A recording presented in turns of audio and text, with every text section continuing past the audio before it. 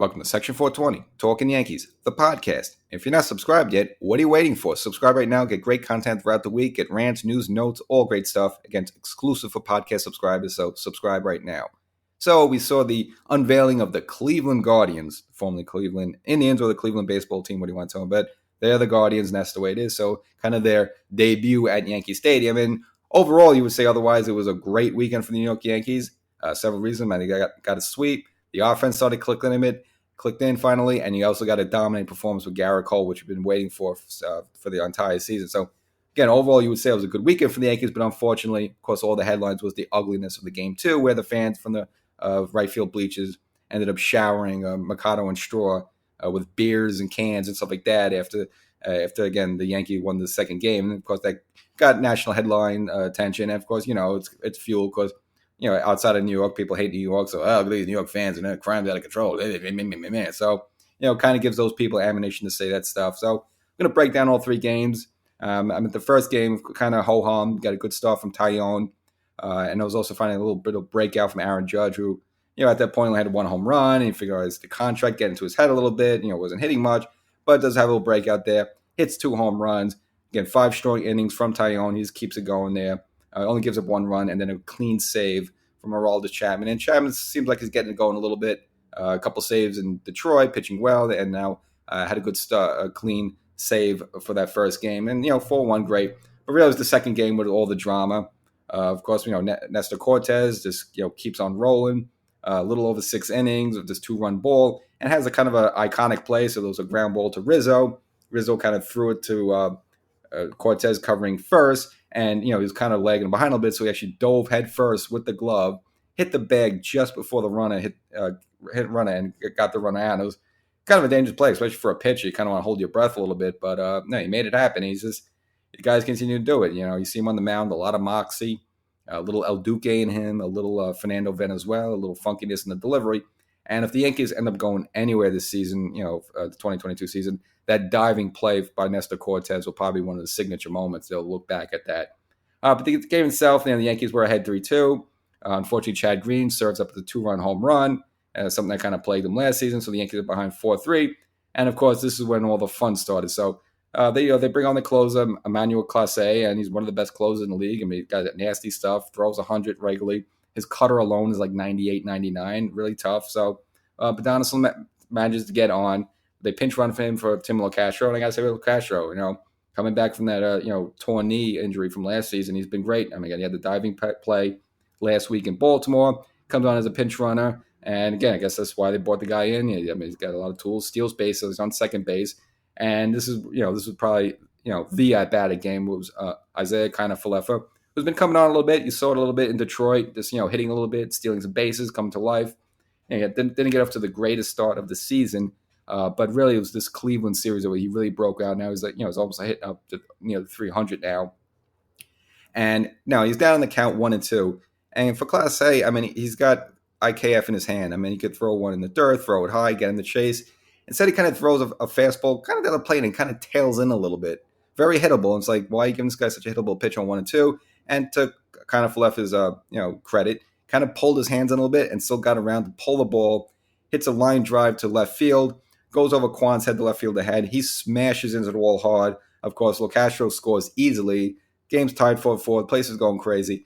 But this is kind of where the drama started because Kwan, went in the wall hard, even though it looked like it was cut a little bit and bleeding. Well, the medical and the coaches had to come out, look at him a little bit, and supposedly gets right there in the first row in left field. There was a fan perhaps making comments or cheering on the fact that Kwan was hurt, which is not cool, you would say, not the classiest thing in the world, but it is words.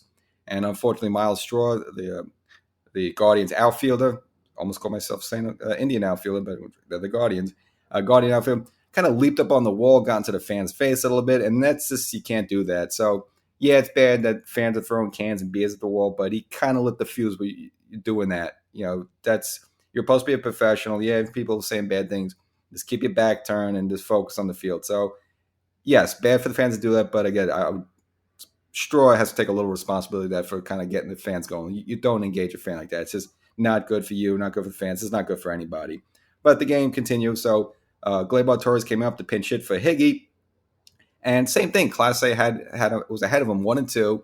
And you figure the situation, all right, you know what, we got the game tied. I'll settle for a tie. But at 1-2, kind of threw like a really hanging slide. I mean, this guy throws like 100 miles per hour, but he like hung like a 79 mile per hour slider that really had nothing on it. Glayball's able to hit it out to right field. And of course, IKF scores easily. Torres to second base, and a great Yankee win, a great comeback win. But unfortunately, you couldn't really enjoy it much because while Oscar Mercado, and Miles Straw, the Indian outfielders, were out there trying to field that ball, which they had no shot anyway.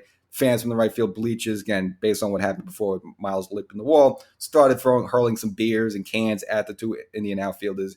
And again, instead of them just running off the field, which they should have because the game was over, they kind of jawed back a little with the fans, and I guess a few more people, just kind of went to hell after that. Everyone just started throwing the beers, and who knows how many people are involved. But you look at least it looks like 15, at least 20 people throwing stuff onto the field, and it's got a little ugly a little bit. One of the umpires came out. He got hit in the back, and it got to the point where it was actually Gallo that pointed it out. So as they're mobbing Torres at second base for the game-winning hit, they all had to kind of run out there to right field, and especially Judge and Stanton, to kind of get the fans to calm down a little bit. And just with Stanton been struggling a little bit, surprised someone didn't throw a battery or a set of car keys at him, but nevertheless.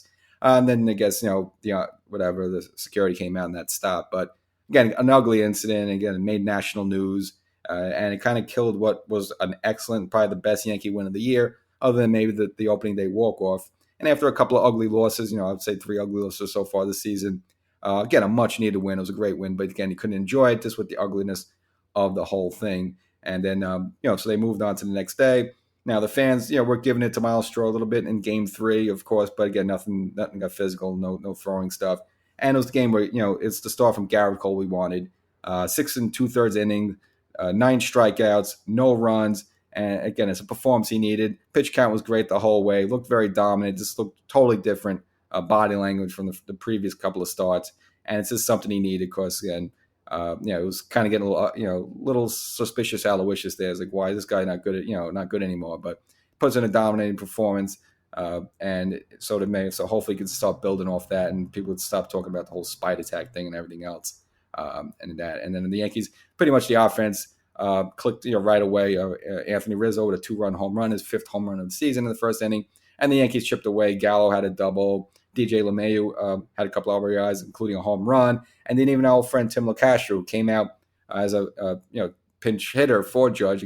Gave Judge the rest of the day off. And of all things, what does he do? He does a Judge and he hits a home run. So this guy's hitting home runs. He's stealing bases. He's doing diving plays. Got a good utility player to have on the bench. And again, pretty much the Yankees breezed through that Game 3 and come away with the sweep. So good weekend, a much needed sweep for the Yankees, especially after some heartbreak in Camden and not winning that 3rd game in Detroit, which they should. So things on a roll a little bit with the Yankees, and then some, you're starting to see some players hit a little bit now, especially IKF. He's really coming on the scene, not only with the bat, but also just, on the bases as well. Again, being a bit of a base stealer.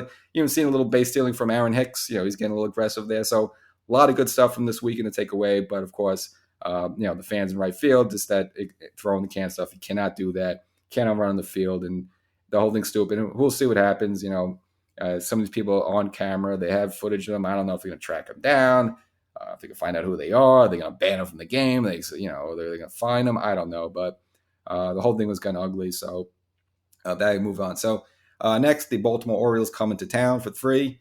And, the Yankees owe them one because, the Yankees dropped 2 out of 3 in Camden Yards. So if the Yankees just keep on this good roll and maybe stick it back to Baltimore a little bit, that would be great.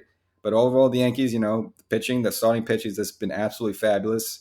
Even the game they lost to Detroit, the Game 3, again, Montgomery pitched well, 6 innings, only giving it 1 run. So, again, if the Yankees continue to pitch like this and Tyone keeps pitching like this and Cortez keeps pitching like this and Severino's been good, and now we got a good start from Cole and Monty just, unfortunately, they don't score for him. Things are looking pretty good with this Yankee team. Still with the offense a little bit, still like to see a little bit more out of Gallo. Stanton's been a little bit cold, but overall, he's seen a lot of good stuff. Judge starting a little bit, IKF hitting a little bit. So things are going in the right direction for the New York Yankees. And so, with Baltimore coming in, hopefully they get paired up in the win column. So Section 420, Talkin Yankees. Thanks for checking it out. Make sure you subscribe, get additional content through the week. And please don't throw beers onto Guardian plays.